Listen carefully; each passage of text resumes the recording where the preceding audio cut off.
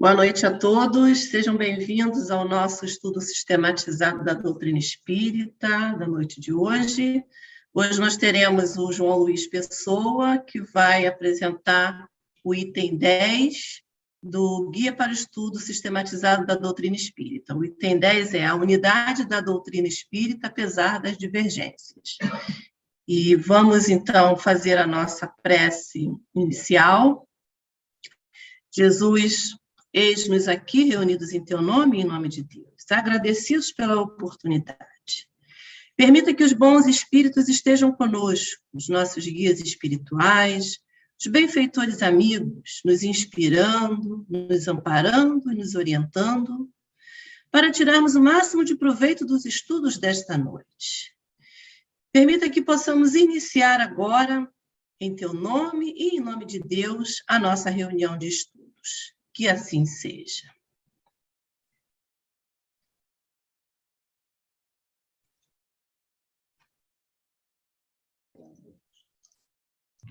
Boa noite a todos. Estamos mais uma vez no nosso ESD, e como a Nilska já anunciou, nós estamos no capítulo 10 do Guia para Estudo da Doutrina Espírita.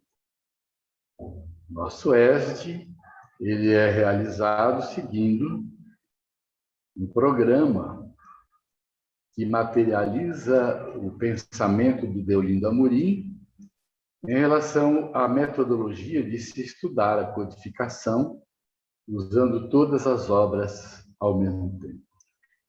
Então, o nosso tema de hoje é um tema que já quase que finaliza o início do nosso guia, no que diz respeito ao pensamento de Kardec, a todos esses pontos que são importantes para nós entendermos o que é a doutrina espírita, sempre analisando o pensamento de Allan Kardec. Aí está o nosso capítulo 10, o título: A unidade da doutrina espírita, apesar das divergências.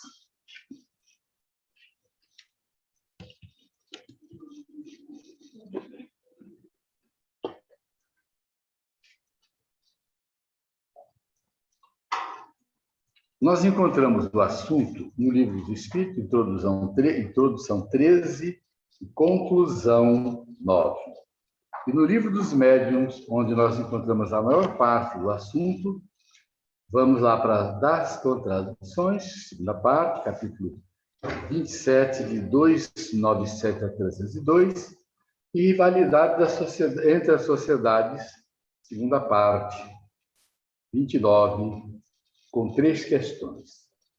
E dos sistemas, a gente retorna, então, analisando também o item 36. Vamos lá na introdução 13, buscar essa fala de Kardec. Kardec diz: o estudo do Espiritismo é imenso. Interessa a todas as questões da metafísica e da ordem social. É um mundo que se abre diante de nós. Será de admirar que o efetuá-lo demande tempo, muito tempo mesmo? Com certeza, se o estudo é imenso e se interessa a todas as questões da metafísica e da ordem social, ele só pode ser compreendido, assimilado, internalizado com um estudo muito metódico. E voltando ao que já foi visto em outros capítulos anteriores, ele, sendo a ciência do infinito, ele exige de nós esses itens que já foram apresentados mais de uma vez. Diz Kardec: o Espiritismo é a ciência do infinito, é o mundo que se abre diante de nós. Seus estudos requerem atenção demorada, observação profunda, continuidade e perseverança. Então, em cada ponto que Kardec se refere ao estudo do Espiritismo, ele sempre coloca assim uma tríade, colocando como a gente deve considerar o estudo da doutrina. Atenção demorada. observação profunda, continuidade e perseverança. Continuidade e perseverança parece uma redundância, mas não é.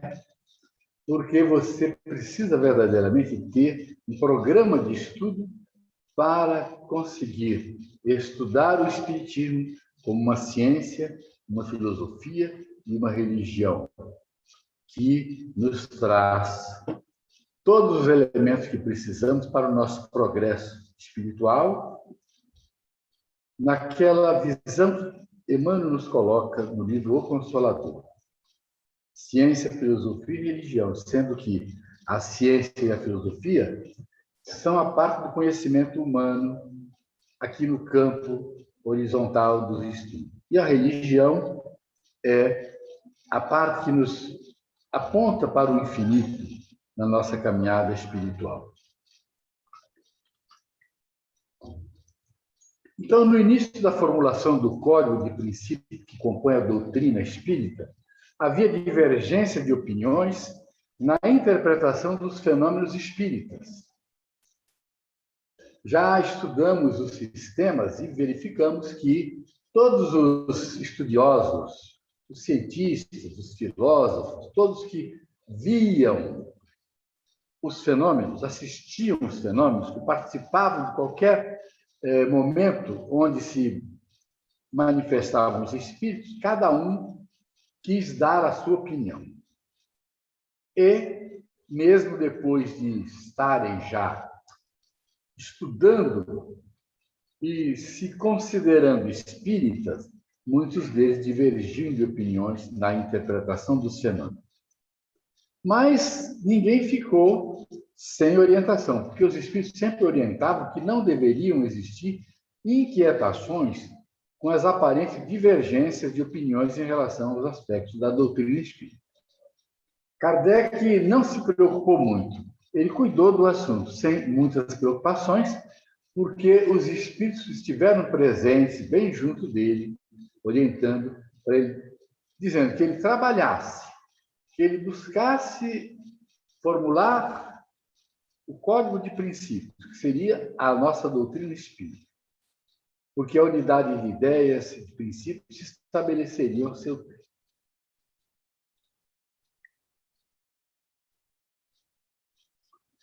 E ele, então, escreve assim: se é certo que entre os adeptos do Espiritismo se contam os que divergem de opinião sobre alguns pontos da teoria, menos certo não é que todos estão de acordo quanto aos pontos fundamentais. E ele já afirma: há, portanto, unidade, excluídos apenas os que, em número muito reduzido, ainda não admitem a intervenção dos espíritos nas manifestações, atribuindo-as ou às causas puramente físicas, ou o que é contrário ao axioma segundo o qual todo efeito inteligente há de ter uma causa inteligente, ou ainda a um reflexo do nosso próprio pensamento, o que os fatos dizem. Então, vocês vejam a lucidez de Kardec quando ele trata do assunto. Ele vê lá no começo que já havia unidade, que existiam alguns, vamos dizer assim, alguns soltos, meio perdidos no começo, que acreditavam que os espíritos não intervinham nas manifestações. Mas logo isso foi superado, porque ficava muito patente que tudo aquilo que acontecia era a intervenção de uma inteligência, de uma potência externa, independente das pessoas que estavam ali, e que não poderiam influenciar, porque um conjunto de pessoas pensando ao mesmo tempo não poderia formular uma questão, responder a questão e ter tanta exatidão naquilo que se recebia dos espíritos. Ele diz assim: os outros pontos são secundários e em nada comprometem as bases fundamentais. Pode, pois, haver escolas que procurem esclarecer-se acerca das partes ainda controvertidas da ciência, porém não deve haver seitas rivais. Ele previa que as escolas, elas, em alguns pontos secundários, que elas podiam ter, no início, algumas diferenças, mas sem rivalidades. Uma das questões mais sérias que existem em um segmento, seja ele qual for, religioso, filosófico, são as rivalidades. Antagonismo só poderia existir entre os que querem o bem e os que quisessem ou praticassem o mal. Ele diz assim, ora, não há espírita sincero e compenetrado das grandes máximas morais ensinadas pelos espíritos que possa querer o mal a seu próximo, nem lhe desejar o mal, independentemente das opiniões. Então, Kardec dizia, se há diferenças, existem entre aqueles que querem o bem e o mal. Porque o espírita verdadeiro, ele nunca quer o mal, ele sempre quer o bem. E ele diz assim, é certo que diverge de opinião sobre alguns assuntos, alguns pontos da teoria. Todavia, todos estão de acordo com os pontos fundamentais. Nós temos na doutrina espírita os pontos fundamentais e temos os pontos secundários, como vimos no slide anterior. Os pontos secundários não comprometem as bases fundamentais do espiritismo. Se você tem uma casa espírita aqui, outra ali, e uma delas está fora dos 5 princípios básicos da doutrina, ela não é uma casa espírita.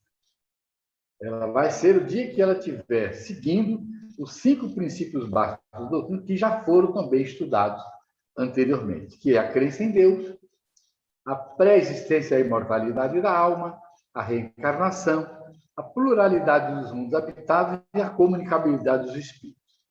Como é que nós podemos viver sem crer em Deus, se nós podemos olhar para o infinito e ver tanta beleza, tanta ordem no universo?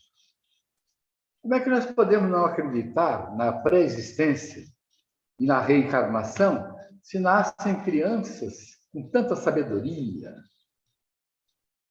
com uma bagagem imensa do passado?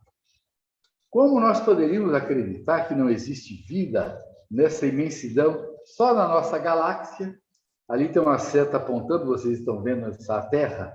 Não dá para ver a Terra, e tão pequenina que ela é, numa imensidão de uma galáxia que não é das maiores que a nossa galáxia. E a comunicabilidade dos espíritos. Como nós poderíamos entender que os espíritos do outro lado, eles não poderiam se comunicar conosco? Que nós estaríamos totalmente isolados. Então, qualquer um que utilizar da razão vai logo entender isso. Ele continua desenvolvendo, dizendo, se errônea for alguma dessas escolas, cedo ou tarde, a luz para ela brilhará se a buscar de boa fé e sem prevenções. Se a escola ainda não está totalmente ajustada nos princípios, ela vai buscar. Os espíritos vão interferir, a não ser que seja uma instituição onde prevaleça a interferência dos espíritos maus.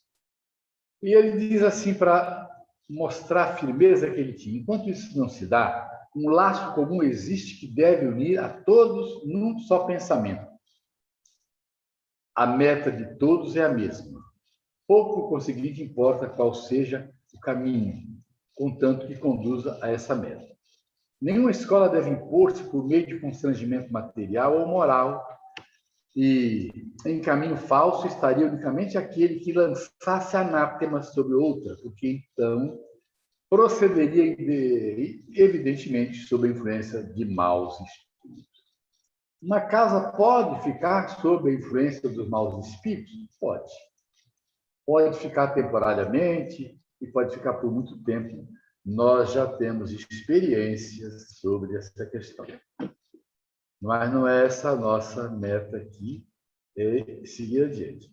Eles aí mesmo se dizendo assim, o argumento supremo deve ser a razão, quando a gente quer analisar as questões em relação às bases que levam à unidade da doutrina. O que é a razão?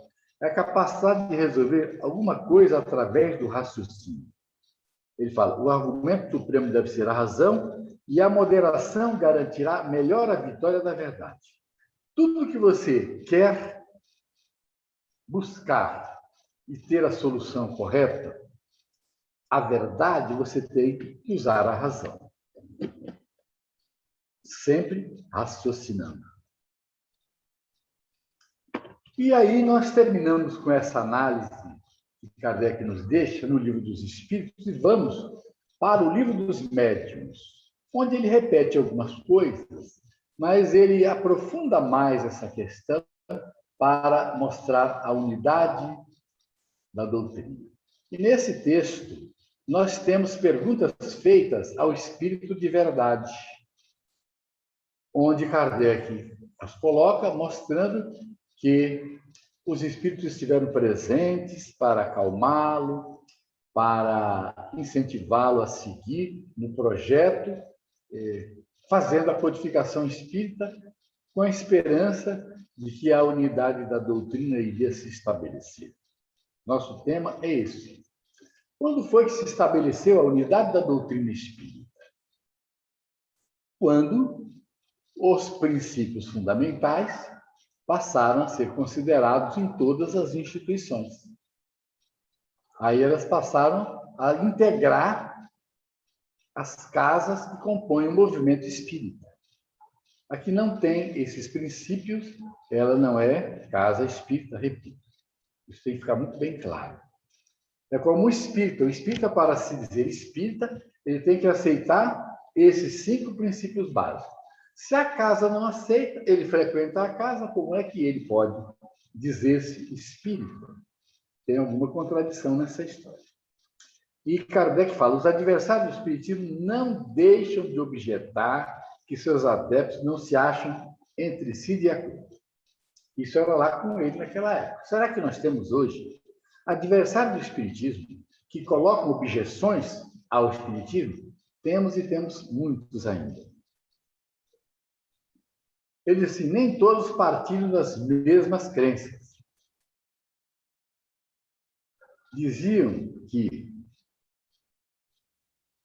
os espíritos se contradiziam, que os espíritos não falavam a mesma coisa, não falavam a mesma linguagem.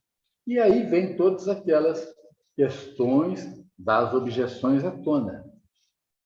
Kardec diz assim, ponderam eles, se o ensino vos é dado pelos espíritos, como não se apresenta idêntico? Quem estava de fora, querendo criticar o espiritismo, alegava sempre que o ensino dos espíritos não se apresentava idêntico. Kardec fala assim, o que vai resolver isso? Só um estudo sério e aprofundado da ciência espírita pode reduzir esses argumentos ao seu justo valor. Então, ele chama você para estudar. Estuda, analisa, e você vai ver que se você seguir aqueles princípios, estudo sério, aprofundado, cuidadoso, perseverante, você vai superar essa dificuldade. E aí ele vai mais à frente e fala assim, apressemos-nos em dizer, desde logo que essas contradições de que algumas pessoas fazem grande cabedal são, em regra, mais aparentes que reais. Que o crítico ele sempre arranja alguma coisa para criticar, porque não estuda. Ele diz que elas quase sempre existem mais na superfície do que no fundo, mesmo das coisas que, por consequência, carecem de importância.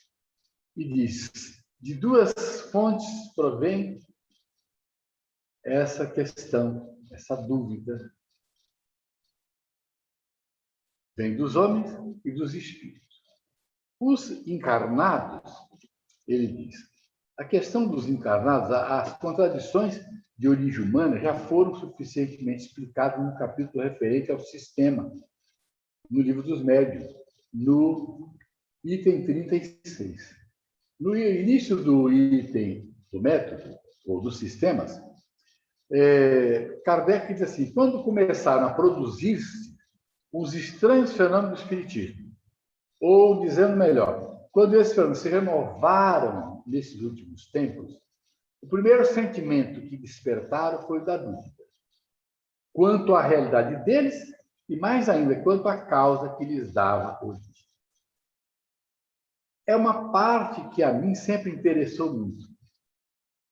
Os fenômenos espíritas, eles são de todos os tempos. E quando eles se renovaram nos últimos tempos e ficaram muito ostensivos, logo, aqueles que observaram tiveram um sentimento de dúvida. O que é isso? Como é que acontece isso?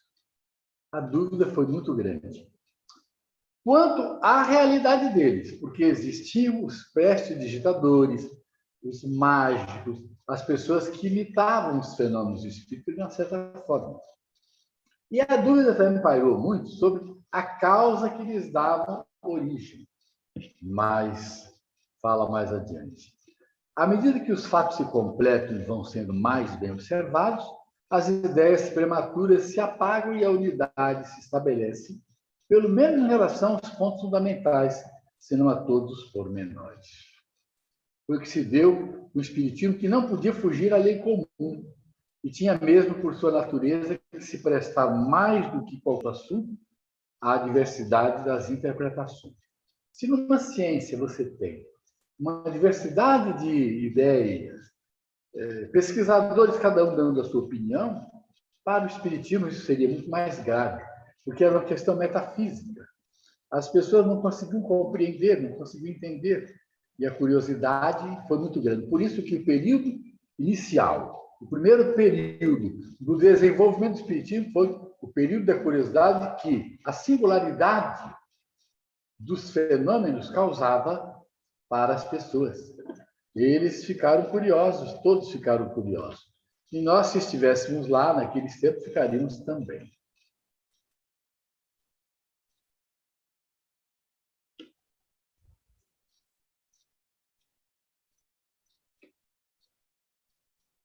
Então, Kardec continua dizendo, nós temos os textos para que isso fique claro, vocês poderão consultar depois, reestudando a matéria, muito já estudaram.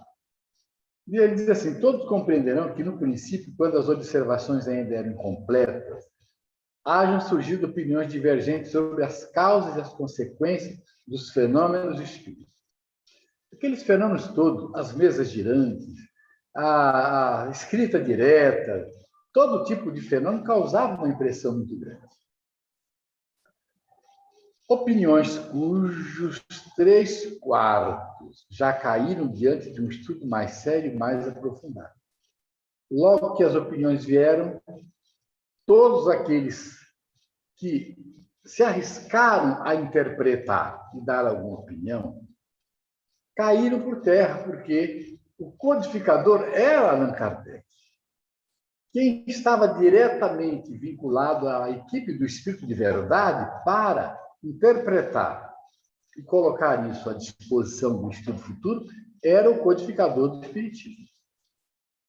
Ele diz assim, com poucas exceções e postas de lado certas pessoas que não se desprendem facilmente das ideias que hão acariciado o engendrado, pode dizer-se que hoje a unidade de vista na imensa maioria dos espíritas, ao menos quanto aos princípios gerais, salvo pequenos detalhes insignificantes.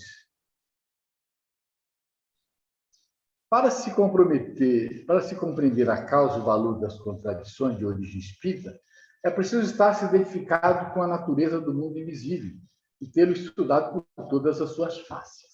À primeira vista, parecerá talvez estranho que os espíritos não pensem todos da mesma maneira. À primeira vista, parecerá talvez estranho que os espíritos não pensem todos da mesma maneira. Mas isso não pode surpreender a quem quer que se haja compenetrado de que infinitos são os degraus que eles têm de percorrer antes de chegar ao alto da escada. Supor-lhes igual apreciação das coisas por imaginar todos do mesmo nível. Então, vamos aqui. Os espíritos não são do mesmo nível, não existe espírito igual. Podem ser semelhantes, mas iguais não existem, em saber e em moral. Então, se existe essa diversidade, todos eles estão no nível, e todos nós estamos nos nossos níveis, na nossa escada evolutiva. Como tentar padronizar isso, querer que todos falem a mesma coisa? Vamos caminhando. Pensar que todos devam ver com justeza for admitir que todos já chegaram à perfeição, o que não é exato e não pode ser, desde que se considere que eles não são mais do que a humanidade despida do envoltório corporal. A desencarnação não dá sabedoria a ninguém. Então, quem está do outro lado é quem estava aqui. Então, quem compõe a humanidade do mundo espiritual é quem estava aqui. E quem está aqui é quem estava compondo a humanidade do outro lado. Podendo manifestar-se espírito de todas as categorias, resulta que suas comunicações trazem o cunho da ignorância ou do saber que lhes seja peculiar no momento, ou da inferioridade ou da superioridade moral que alcançaram. A distinguir o verdadeiro do falso, o bom do mal, é a que devem conduzir as instruções que temos dado.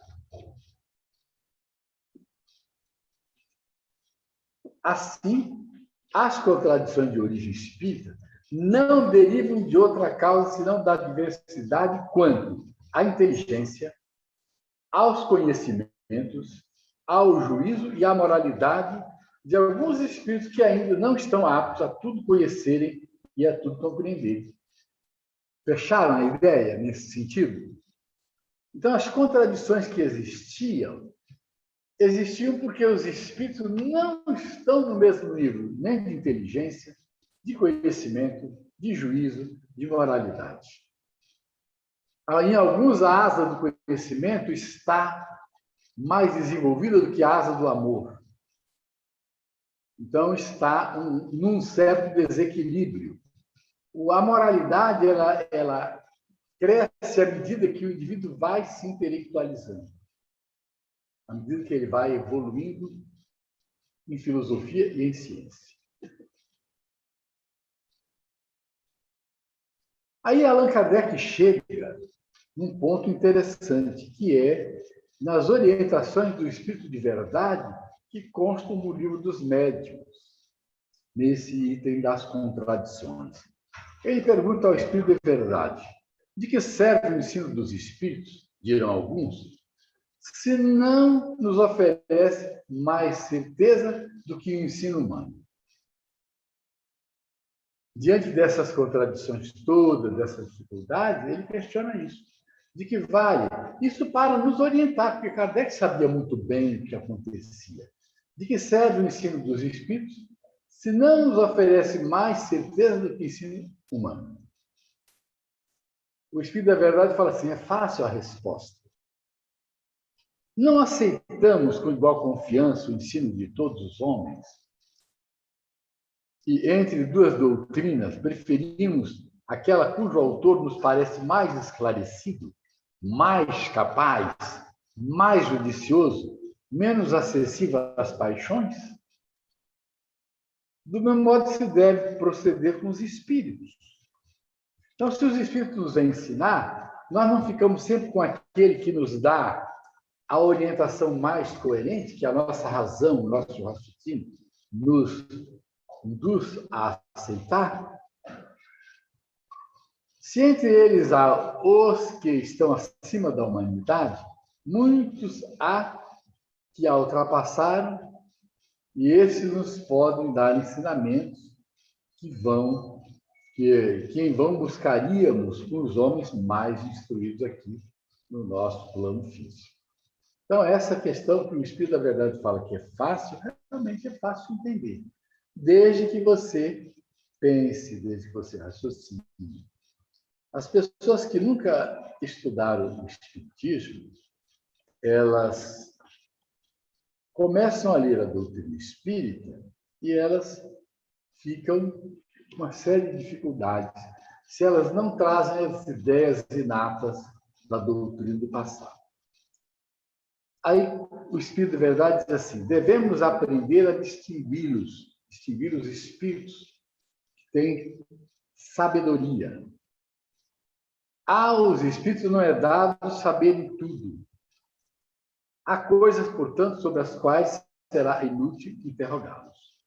Muitas questões que foram lançadas para certos espíritos Eles não responderam.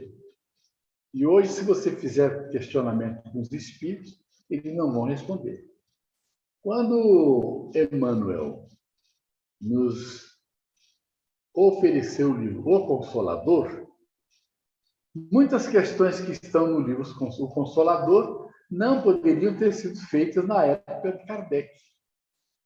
Hoje nós temos um livro do Viana de Carvalho, Atualidade do Pensamento Espírita. Você tem perguntas sobre informática, sobre uma série de coisas atuais que na época de Allan Kardec não tinha. Então, se você tivesse a ideia de fazer uma pergunta totalmente diferente à época, não haveria resposta.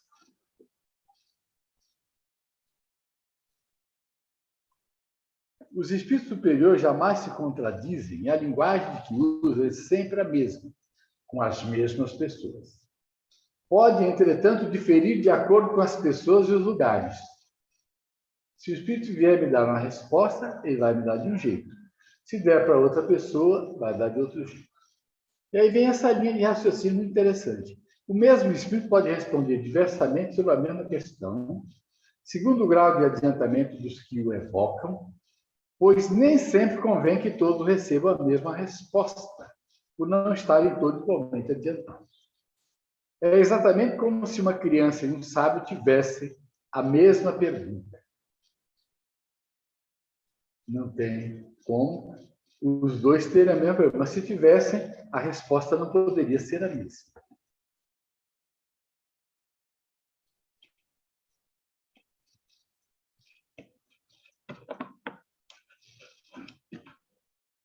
Caminha? Kardec, ele faz essas colocações. Nos estudos da ciência, se dão fatos semelhantes. Os cientistas, para a mesma coisa, empregam termos diferentes e a forma de uma resposta depende da forma da pergunta. Sempre assim. Não existe contradição onde só há diferença de palavras. Os espíritos superiores não se preocupam com a forma. Para eles, o fundo do pensamento é tudo. E Kardec fala exatamente assim. Toma como exemplo a palavra alma. O termo carece de uma acepção invariável. Então, ele diz assim, um poderá dizer que a alma é o princípio da vida. Outro chamar de centelha anímica, e vem um terceiro afirmar que ela é interna e outro diz que ela é externa. E ele fecha dizendo assim, todas, tendo as razões, cada um no seu ponto de vista. Então, se você disser que é o princípio da vida, que é uma centelha anímica, você está certo. E ele fala, com relação a Deus também, a mesma coisa. Alguém pode dizer que ele é o princípio de todas as coisas, o criador do universo, a inteligência suprema do universo, que ele é o infinito, que ele é o grande espírito. E, em definitivo, será sempre Deus. E vai. Ele fala sobre a classificação dos espíritos. Ele fez 3 ordens, mas pode alguém colocar 4? Se alguém quiser, na formulação de uma doutrina, fazer uma classificação do espírito, ele pode arbitrariamente fazer diferente. Na codificação espírita está muito claro e muito bem feito as 3 ordens que foram inspiradas pelos espíritos superiores. E aí você pode fazer as suas ordens se quiser. Cita a botânica, dizendo assim, cada sábio tem seu sistema. Os sistemas mudam, mas a ciência não muda. Você pode aprender botânica pelo sistema de Linneu, de Jussieu, de Tournefort. E aí nós pegamos essas figurinhas para mostrar que uma professora, dando a mesma lição, uma numa escola e outra noutra, ela pode dar uma lição com certas palavras e a outra dar a mesma lição com outras palavras. Por isso coloquei ABCD e DCBA. Ela no final vai ter que dizer. Aí eu me lembrei de uma história. No alto da montanha nasce o rio, que desce e vai caminhando até o mar. Mas eu posso dizer que o rio nasce na montanha, que serpenteia a planície até chegar ao mar. Que o rio nasce na montanha e vai fazendo curva, contornando as montanhas, atravessando planície até chegar ao mar. Não é a mesma coisa? Eu disse que o rio nasce lá e vai desaguar no mar. Então, eu posso falar com as palavras que eu quiser, eu não posso dizer que o rio não chega ao mar.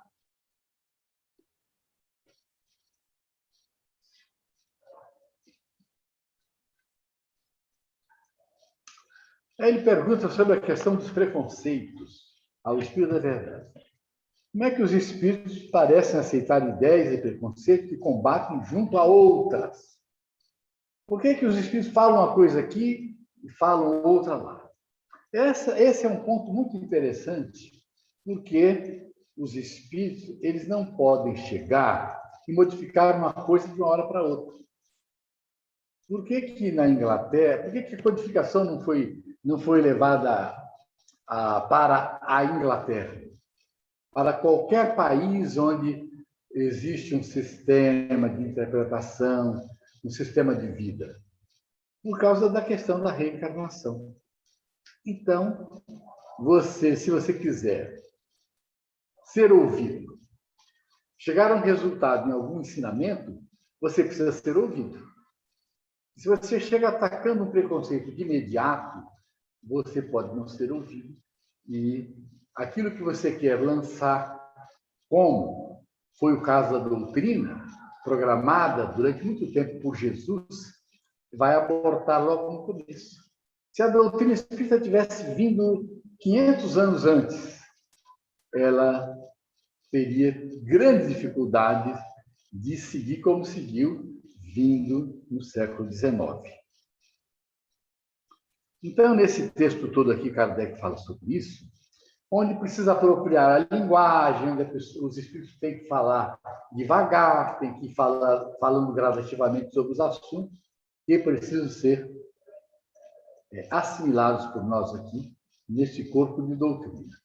Então, a doutrina espírita ela teria que ser progressiva, assunto que será estudado num capítulo adiante, já no próximo capítulo. Ela é progressiva. Os espíritos trouxeram paulatinamente os ensinamentos. Nós vemos André Luiz, na obra que ele escreveu, fazendo um desdobramento muito grande sobre o que é o mundo espiritual. E a gente vai ao livro Céu e Inferno, da codificação, e vê muitos espíritos vindo narrando como é o mundo espiritual. Os espíritos sofredores, os espíritos felizes, aqueles capítulos todos são de espíritos falando sobre o mundo espiritual. E André Luiz vem e traz todo aquele material maravilhoso para nos esclarecer. Outra pergunta feita ao Espírito da Verdade. Espírito de algumas pessoas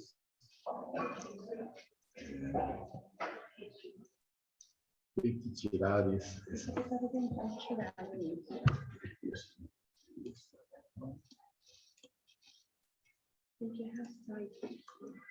As contradições, mesmo aparentes, podem lançar dúvida no espírito de algumas pessoas. Que meio de verificação se pode ter para conhecer a verdade? Resposta do espírito de verdade. Para discernir do erro a verdade, preciso que as respostas sejam aprofundadas e meditadas longa e seriamente. E um estudo completo a fazer-se. Para isso é necessário tempo, como para estudar todas as coisas. E ele nos chama a atenção dizendo: estudai, comparai, aprofundai. Incessantemente vos dizemos que o conhecimento da verdade só a esse preço se obtém. Como quererias chegar à verdade quando tudo interpretais segundo as vossas ideias acanhadas, que, no entanto, tomais por grandes ideias? Longe, porém, não está o dia em que o ensino dos espíritos será por toda parte uniforme, assim nas minúcias como nos pontos principais. Observe que, desde o começo, tratando do assunto, Allan Kardec fala que, tanto nos pontos secundários quanto nos pontos principais, nós chegaríamos à unidade da doutrina. Hoje nós podemos falar com toda certeza que nós temos a unidade da doutrina. Se aqui ou ali aparece alguém fazendo qualquer interpretação equivocada, logo isso se dissipa, porque ninguém consegue sustentar uma ideia que contraria todas as outras. A missão deles é destruir o erro, mas isso não se pode efetuar senão gradativamente. Concluindo aquela questão de que tudo tem que ser devagar, ao seu tempo. Outra pergunta ao Espírito de verdade. Pessoas há que não têm nem tempo, nem a aptidão necessária para um estudo sério e aprofundado, e que aceitam sem exame o que se lhes ensina.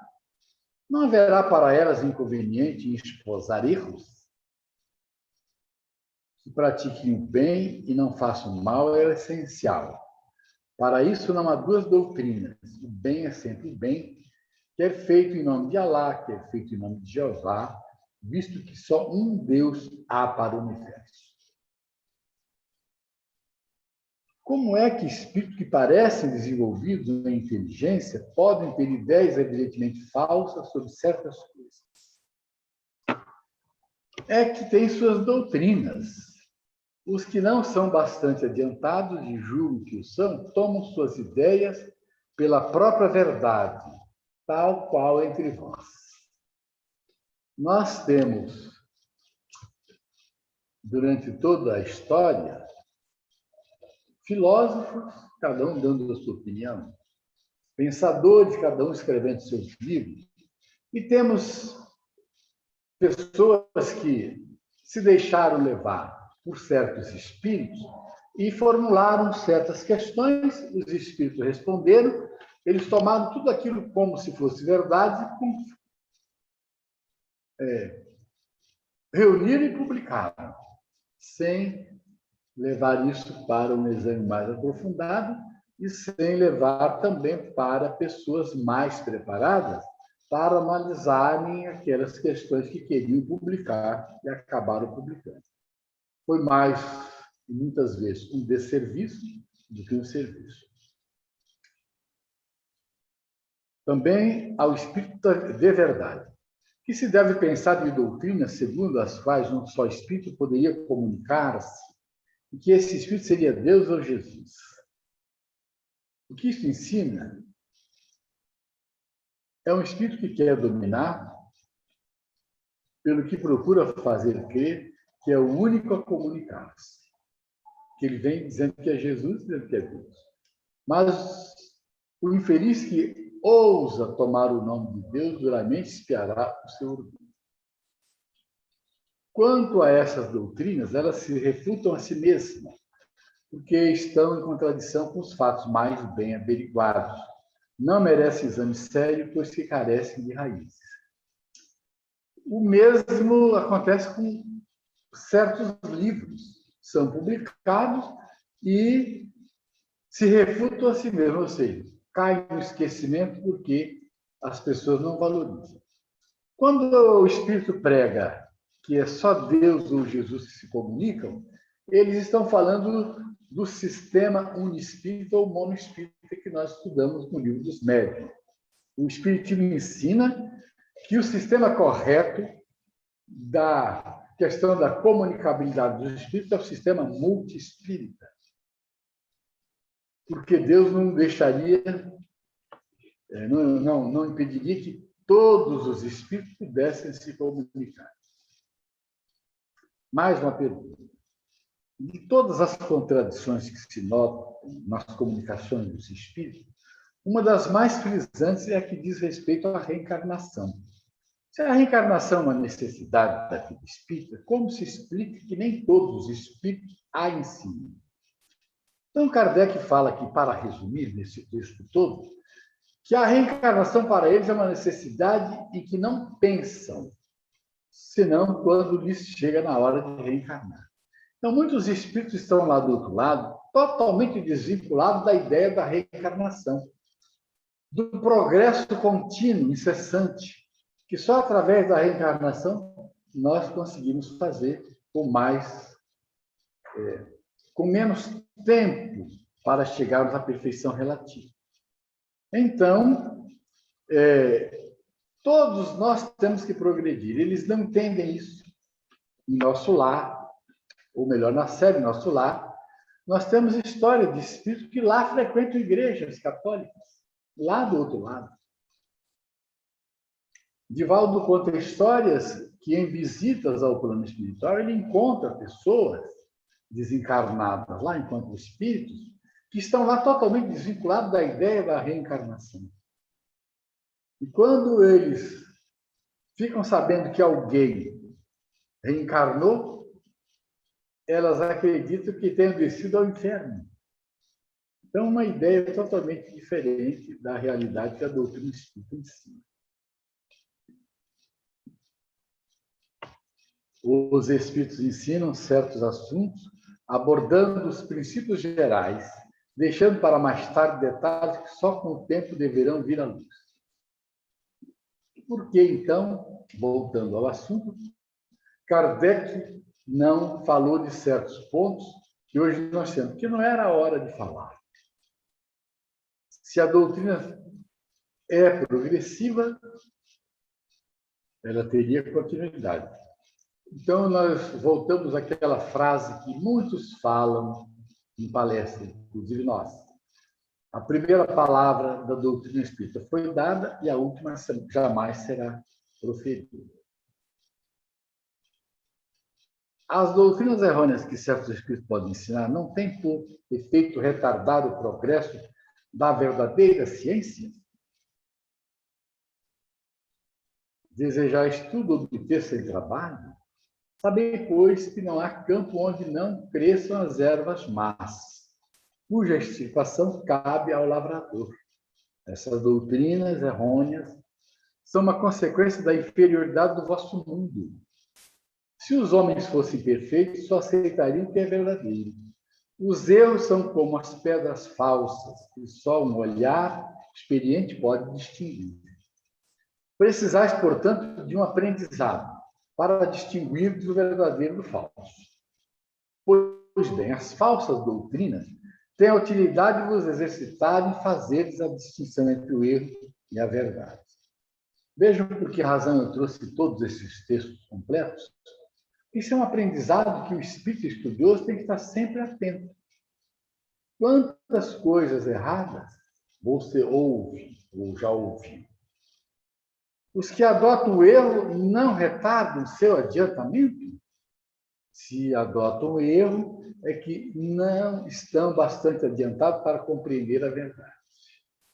Então, se você estiver no movimento espírita, adotando conceitos errados, aceitando certas orientações espirituais equivocadas, ou acompanhando certos elementos que interpretam certos pontos da doutrina de certas formas equivocadas, você está se atrasando.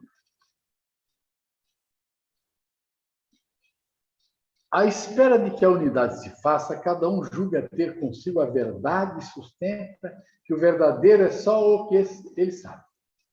Ilusão que os espíritos enganadores não se descuidam de entreter. Assim sendo, em que pode o homem imparcial e desinteressado basear-se para formar juízo? Aí o Espírito da Verdade termina esse texto todo, lá respondendo a Kardec, dando esses itens que estão aqui. Ele diz assim: nenhuma nuvem obscurece a luz mais pura. A unidade da doutrina se fará ao lado onde o bem jamais se haja misturado com o mal. Desse lado é que os homens se ligarão pela força mesma das coisas, porquanto considerarão que aí está a verdade. Notai, ao demais, que os princípios fundamentais são por toda parte os mesmos e têm que nos unir numa ideia comum. O amor de Deus e a prática do bem. Qualquer que seja, consequentemente, o modo de progressão que se imagine para as almas, o objetivo final é um só, e um só o meio de alcançá-lo: fazer o bem.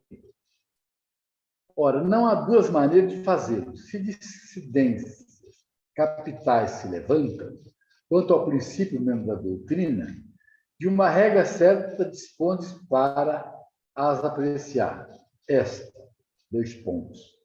A melhor doutrina é a que melhor satisfaz ao coração e à razão, e a que mais elementos encerra para levar os homens ao bem. Essa, eu vou-lo afirmo, aqui prevalecerá.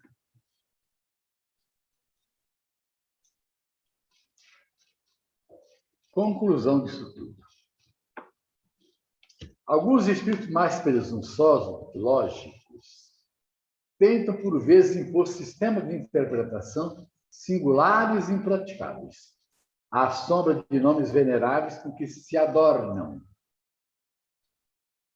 Nós devemos ter muito cuidado quando recebemos orientações dos espíritos.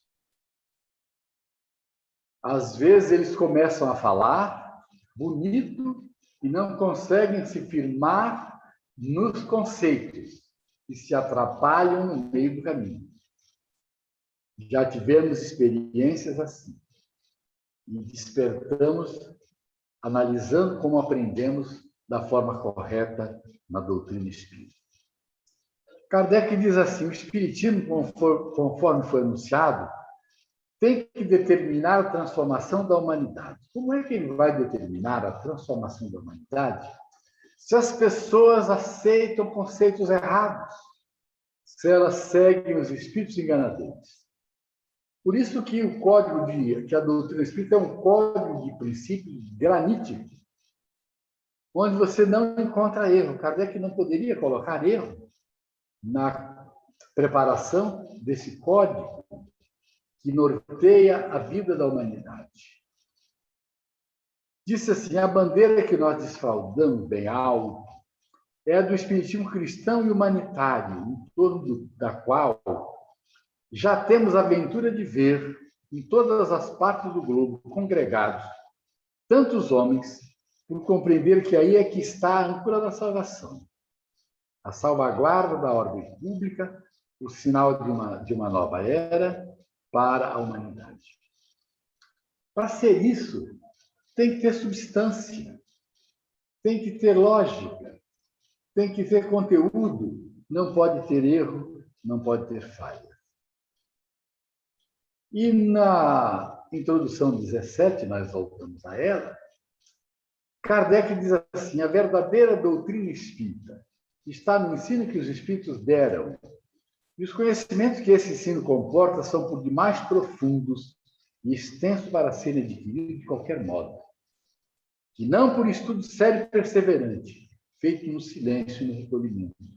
Porque só dentro desta condição se pode observar o número infinito de fatos e nuances que possam despercebidos ao observador superficial e que permitem, que passam despercebidos ao observador superficial e que permitem firmar opinião.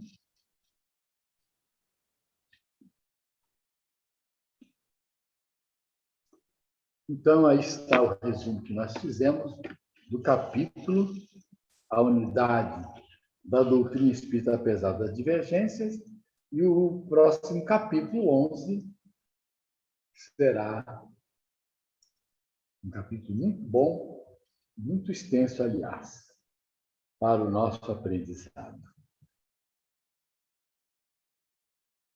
Espero que vocês tenham tirado proveito do nosso resumo.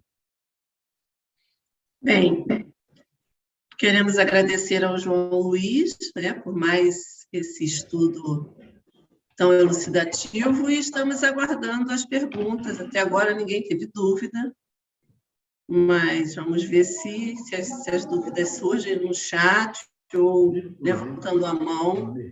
Para quem tiver dificuldade em utilizar o chat.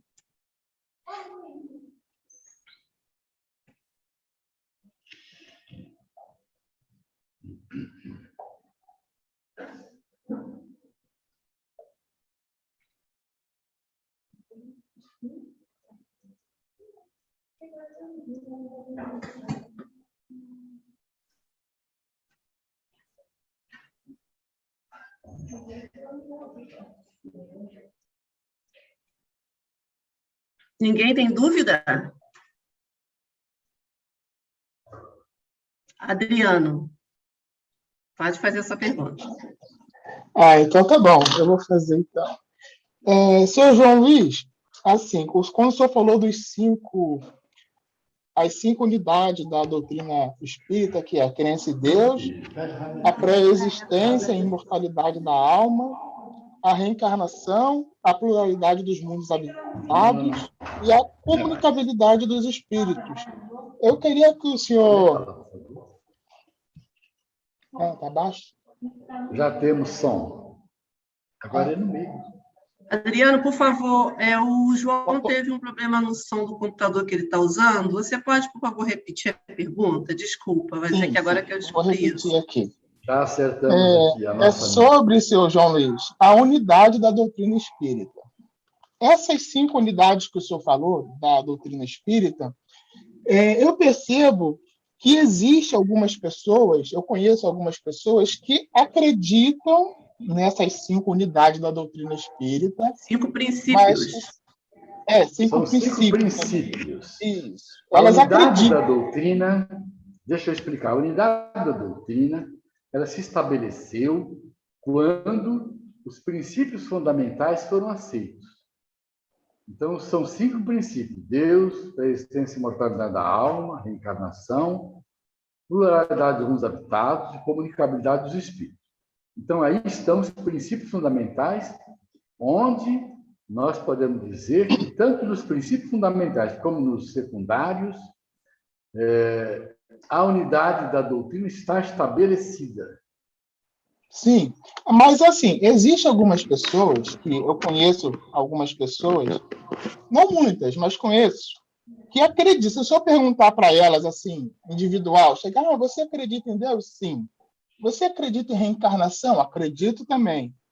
Aí, mas no final, você é espírita? Não. Eu sou católico, eu sou de outra religião espiritualista, até mesmo protestante, mas ela não se diz espírita, mas acredita nessas 5 unidades da doutrina espírita. Se a pessoa espírita. acredita nos princípios básicos do espiritismo, mesmo não estando no movimento espírita, ela pode se dizer espírita.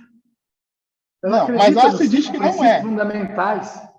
Ela acredita nos princípios fundamentais. Agora, não adianta nada você estar no movimento espírita, frequentando o centro espírita e não saber os princípios fundamentais. Eu conheço pessoas que não frequentam o centro espírita e acreditam em todos os 5. Não é um espírita como nós, mas ela aceita os princípios básicos, é o futuro. No futuro, todos aceitarão. É óbvio que, para se dizer eminentemente espírita, você tem que estar estudando o espiritismo. Precisa frequentar o centro? Não.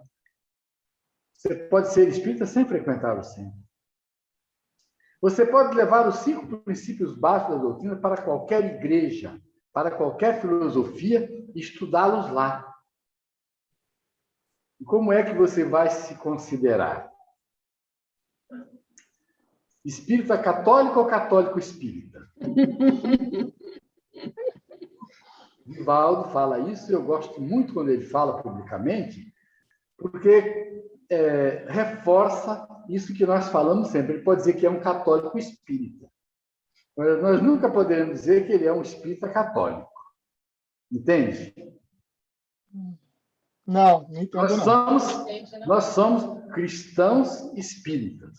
Isso. Tem gente que fala que é espírita cristão. O correto é dizer que é cristão espírita. Se o católico estuda o catolicismo e aceita os 5 princípios básicos do espiritismo, ele tem todo o direito de dizer que é católico espírita. Nós não podemos dizer que não. Em um momento ele vai ter que decidir na consciência dele se o que ele entende por pena e recompensa eterna e o que ele entende por pré-existência na alma, né? Sobrevivência ele consegue explicar, mas o católico não consegue explicar a pré-existência, porque ele acha que ele acredita. Junto com, na mas hora para ele dizer que acredita na pré-existência, ele pode não explicar, porque estuda pouco, mas se ele acredita, ele já traz ideias inatas, só que ele está no outro segmento religioso. Dificilmente você vai encontrar alguém que está no movimento católico se dizendo católico espírita. Você vai encontrar pessoas que não estão no movimento, que se dizem daquela religião, mas que estão mais na nossa do que na deles. Não, eu sou batizado, eu sou católico, mas eu frequento o centro espírita e aceito. Entendeu? O próprio Eurípides era mais um espírita que um católico, né? Depois isso na palestra que foi colocada aí, alguns sábados anteriores, o Eurípides Barçanufo, ele antes era católico, depois que Eurípides é um caso à parte. Em 24 horas se tornou espírita. Ele leu o livro de Leon Denis, no outro dia já é espírita. Já foi doutrinar a mãe. Entendeu? É diferente. Eu posso dizer que de um dia para o outro eu também me tornei espírita. Eu era ateu, graças a Deus, e vi fenômenos espíritas e mudei na hora. Entendeu? Tem uma pergunta aqui, do Rogério. Posso ler? Pode. A doutrina espírita está muito bem definida pelos ensinos dos espíritos. Algumas pessoas, ao longo do tempo, insistem em falar num espiritismo moderno. O que você pode nos dizer sobre isso? Não estão eles divergindo do espiritismo? O espiritismo sempre foi moderno, sempre foi atual. É uma doutrina que vai se modificando no sentido de revelações científicas, que na moral já está tudo estabelecido. Kardec diz, se a ciência descobrir alguma coisa que contraria o que nós estamos entendendo agora, fique com a ciência. Mas aqueles que dizem que estão no espiritismo avançado, no espiritismo moderno, no espiritismo e outras coisas que tem por aí, são colocações de pessoas que não se firmaram verdadeiramente na doutrina para entender que ela já nasceu moderna, ela já nasceu trazendo tudo aquilo que nós precisamos entender. Nós é que podemos, que devemos estudá-la mais, continuamente. Vamos tomar como exemplo a história de Divaldo, quando recebeu o livro dos Espíritos e foi recomendado por Viana de Carvalho que lesse o livro. Ele leu uma semana. Aí o Espírito apareceu para ele e falou assim, já li. Ele disse assim, agora estude. Você vai passar o resto da vida estudando. E sempre vai entender cada vez com maior amplitude as questões que Kardec colocou. Eu, tomando como exemplo esse aprendizado, reestudo sempre as mesmas questões. Cada vez vejo como o Espiritismo sempre foi atual, desde o primeiro momento. Então, sigamos Jesus e Kardec, e não as pessoas que dizem que o Espiritismo está ultrapassado. Uma vez alguém me disse assim, eu já estou muito além de Allan Kardec. Eu tenho de além de Allan Kardec. A pessoa não soube explicar que não existe além de Allan Kardec.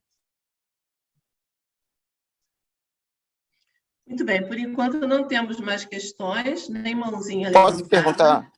Pode sim, Alessandro. Então, dando continuidade ao que o Rogério, né, falou,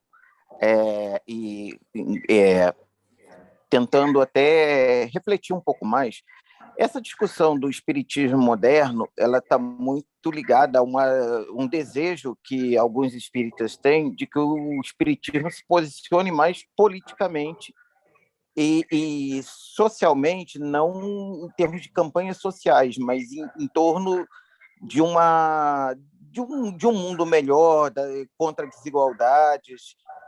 Vem muito disso daí. É isso que eu tenho percebido. Outra coisa, João, de novo, eu vou fazer uma pergunta que eu já fiz. Não, vamos acertar esse ponto aí. O Espiritismo veio para influenciar, interferir em todo o campo da metafísica, em todos os setores da ordem social. Nós falamos isso logo no começo. Sim, eu acredito Então, o Espiritismo penetra em tudo. Não são eles que vão penetrar no Espiritismo. O Espiritismo vai penetrar em tudo. E vai fazer com que tudo se modifique. Entendeu bem? A política vai se modificar porque os espíritas porque os homens vão se modificar. Vão entender o que deve ser, como deve ser feito. Então, veja bem, as pessoas invertem as coisas. A música vai melhorar porque o Espiritismo vai dizer o que é a boa música. A ciência, a medicina vai melhorar porque o Espiritismo diz como é que nós devemos nos conduzir na medicina. Como é que nós devemos nos conduzir em todos os setores da ordem social. Então, o homem vai se aperfeiçoando e vai fazendo tudo de acordo com as leis de Deus. Para de contrariar as leis de Deus, que tudo melhora. Agora pode continuar. Tem a segunda questão do Alessandro e depois tem mais uma pergunta. Continua, Sim, Alessandro.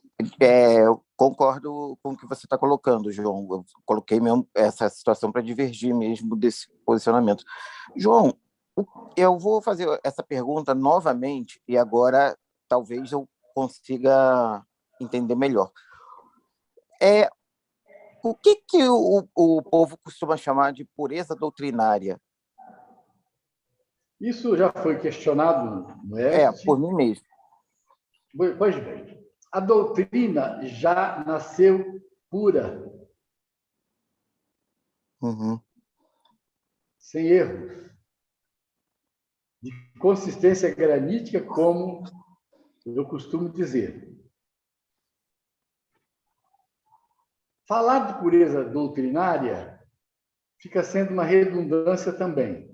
Mas como as pessoas gostam de fazer as idiosincrasias e misturar coisas do espiritismo, a gente deve tomar cuidado para que o indivíduo não traga a política para a doutrina, que não traga os conceitos de outras filosofias para a doutrina. Pensamentos pessoais, ideias pessoais. Por isso nós insistimos no estudo da codificação espírita. Depois que você compreende bem a codificação espírita, você passa a compreender e passa a saber analisar os livros que têm tendências, que falam de coisas com certas tendências a interpretações equivocadas, porque eles existem. Ou você vai saber discernir o orador que fala dentro da doutrina corretamente ou não. O orador faz uma palestra, você assiste no YouTube agora, nos vários meios de comunicações, você vai ver se ele está falando dentro da doutrina ou não. Se ele traz a doutrina com pureza, corretamente. Se ele ensina a doutrina corretamente. Então, por isso que criou-se essa mania de falar que a gente aqui, ali, acolá, tem cuidado com a pureza doutrinária. Uhum. Muito bem. Obrigado, João. Obrigado, Nilson. A pergunta da Valéria. Muitos espíritas casam numa igreja católica pela cerimônia em si. Qual a sua opinião sobre isso? Muito difícil. Vou ler de novo. Muitos espíritas casam numa igreja católica pela cerimônia em si. Qual a sua opinião sobre isso? A minha opinião é que a pessoa não dá testemunho, é falta de convicção. A pessoa verdadeiramente convicta, ela não aceita casar na igreja do outro, ela não batiza o filho, não crisma o filho, não coloca o filho no catecismo. Eu conheço pessoas que frequentam centro espírita e está com o filho no catecismo católico. Ele não se definiu ainda. O espírita tem que se definir. E se ele acha que o espiritismo é bom, ele deve levar o filho para a evangelização. As pessoas se casam na igreja do outro. Então, o católico que vai se casar com uma espírita quer que ela aceite a cerimônia católica, e vice-versa, ou de uma outra igreja. Essa aceitação é para acomodar as coisas, porque a pessoa não tem coragem de dizer não. Nem caso na minha, nem caso na sua. Vamos casar no cartório, que é o que vale para a sociedade. Então, o espírita deveria ser assim. Dar o testemunho. Ser sincero, porque ele vai lá mentir, vai ouvir aquilo que não está de acordo com a doutrina que professa. Muito bem, tem comentários no chat, mas perguntas, por enquanto, não tem. Nem mãozinha levantada. Tem mãozinha, um dedinho de like. É porque o meu recurso não tem a mãozinha levantada. Tá. Tudo bem. Você quer fazer pergunta? Então, desculpa, Vanessa, pode fazer.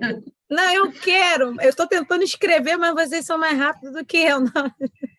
Pode falar. Não, a pergunta é o seguinte. É que, assim, a gente leva o filho na evangelização desde que se entende por espírita, né? A gente encaminha, bota na evangelização, né? Maria Clara faz um excelente trabalho, todo mundo faz, mas por que é tão difícil manter um filho na adolescência no espiritismo? Já que ele sabe dos princípios, a gente está fazendo culto no lar, a gente explica, e para eles parece que a informação, quando é criança, pô, beleza, fala de Jesus, e quando é na adolescência parece que parece que não quer andar mais o aprendizado em relação à doutrina espírita, e mesmo você insistindo. Vamos estudar duas coisas. Primeiro, o que é a fase da adolescência? É quando o espírito assume a sua individualidade, trazendo a sua bagagem do passado. Bom, pode ficar por aí. Aí depois se aprofunda mais. Aí ele vem com as tendências, vem se impondo, etc. E é outro ponto que nós temos que considerar. Será que nós não estamos falhando na nossa metodologia? Vamos colocar mais um ponto. Às vezes as pessoas transferem muito para a casa espírita a doutrinação do filho. Olha bem, eu nem estou usando a palavra evangelização, a doutrinação. Porque evangelho e doutrina são sinônimos. A palavra evangelho vem do grego antigo e quer dizer doutrina. Doutrina e evangelho. Evangelho e doutrina são duas palavras que dizem a mesma coisa. Quando Jesus falava o meu evangelho, ele dizia assim, a minha doutrina. Então, nós temos a responsabilidade de doutrinar os nossos filhos, de evangelizar os nossos filhos. Essa dificuldade na adolescência é natural, a não ser que o espírito seja de uma classe já bem equilibrada. Então, se ele já traz do passado os conhecimentos, fica tudo mais fácil. Mas se ele tem muitas questões a resolver, tem muita dificuldade de compreender, e traz também do passado traumas psicológicos com relação à religião, ele começa a trazer à mente e fica com dificuldade de continuar. E tem a influência externa que, as mais das vezes, é maior do que a influência dentro do lar. tem a influência externa, que é maior. Ele começa a dar atenção a tudo que vê fora, etc. Vê que nos outros segmentos religiosos tem mais abertura para certas coisas que ele gostaria de fazer. Por isso que muitas pessoas falam assim, por que nós não criamos um time de futebol com a mocidade? Para tornar a doutrina espírita mais atrativa. A doutrina espírita já veio atrativa. Ela tem todos os atrativos. Nós que não sabemos aplicar. Olha, eu falei 2, já falei mais de 5 coisas que estão no nosso campo de observação. Temos que cuidar mais, doutrinar mais, ensinar melhor, colocar um pouco mais de convicção naquilo que falamos, para que as pessoas entendam e assimilem e internalizem o que precisam aprender. No meu tempo de criança, meu pai falava assim, vai à missa, mas não ia. Nós entendemos isso hoje e nós não falamos, vá ao centro espírita, nós vamos juntos. Levamos, já é um grande passo. Ir junto, levar. Quando ele se rebela, usa autoridade moral e fala como muitos falam. Eu sou seu pai, eu sou sua mãe. O que é bom para mim é bom para você. O que eu estudo e é bom para mim, você vai estudar comigo. Quando ganhar a maioridade, aí ganha a liberdade, mas você deixou a semente. Eu vejo pessoas que saíram da doutrina há 20 anos voltarem humildes, dizendo, por que eu saí?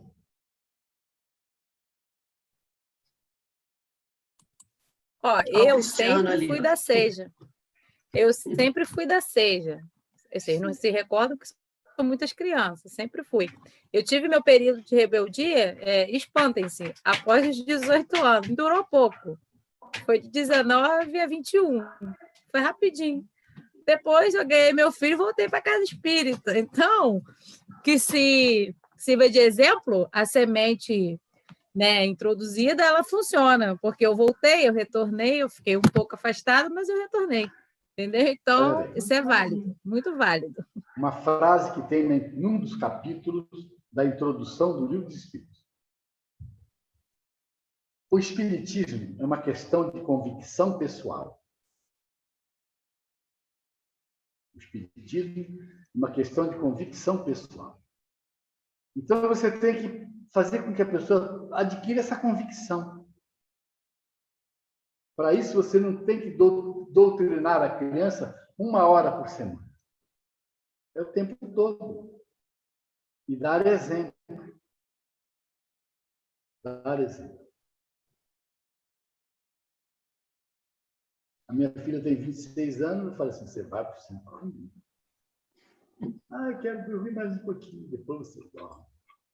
Entendeu? É só a mesma coisa. Muito bem. 10 minutos para terminar. Eu acho que ninguém tem mais pergunta, nem mãozinha levantada. Vamos orar para... Oi, Alessandro. Pode falar. Rapidinho, já que a Marina citou essa situação. João, quando for possível, inclui dentro do ciclo de palestras de estudo, novamente essa temática. Os filhos na casa espírita, isso é sempre bom a gente estar retomando isso daí. E a pressão que a gente recebe como pais... A Josi está escutando lá, com certeza a Ângela também está ouvindo. Vamos a pressão programar é muito grande. Tanto para os pais, nas palestras, quanto para os jovens, fazendo estudos sobre essa necessidade. Nós estudamos os capítulos dos livros, os temas, mas eles também, os jovens, eles têm que ouvir esses temas. Eles têm que debater. Isso tem que ser feito em forma de debate, que o jovem gosta mais, para que eles se expressem e discutam entre eles e adquiram essa convicção eles mesmos estudando e debatendo. Muito bem, vamos orar para o encerramento.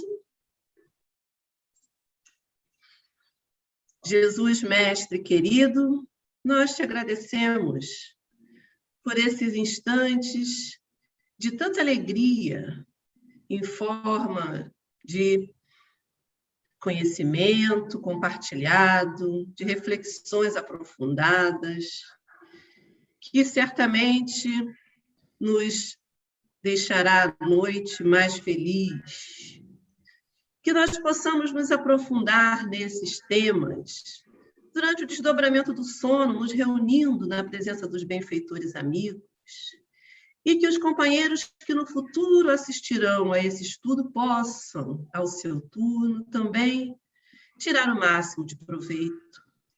Possamos aumentar essa possibilidade de divulgação da doutrina espírita, compartilhando esses ensinamentos com tantos quantos tenham acesso. E assim, mestre querido, nós pedimos permissão para o encerramento do nosso estudo remoto, rogando o teu amparo, as tuas bênçãos, para a continuidade do nosso esforço. Que assim seja.